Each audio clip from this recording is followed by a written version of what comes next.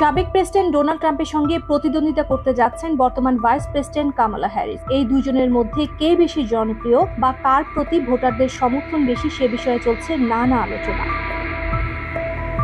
ফলে ভোটারদের মধ্যে কার গ্রহণযোগ্যতা বেশি সে বিষয়ে আবারও জরিপ চালিয়েছে সংবাদ মাধ্যম রয়টার্স।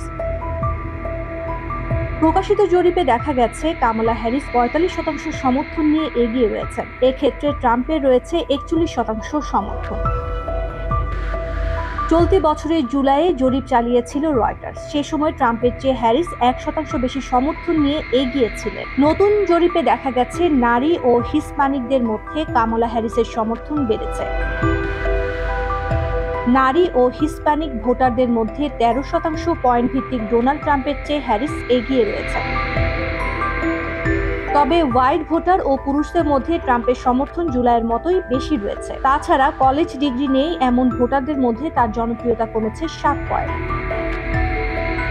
ডোনাল্ড ট্রাম্পের সঙ্গে টেলিভিশন বিতর্কে অংশ নেওয়ার পর বর্তমান প্রেসিডেন্ট জো বাইডেনের বয়স নিয়ে প্রশ্ন ওঠে। ডেমোক্রেটিক দল থেকেই তাকে সরে যেতে বলা হয়। তবে তিনি নির্বাচনে অংশ নেওয়ার জন্য অনড় থাকলেও শেষ পর্যায়ে তীব্র সমালোচনার পর সরে যেতে বাধ্য হন। এরপর তার স্থলে সমর্থন পান কামালা হ্যারিস।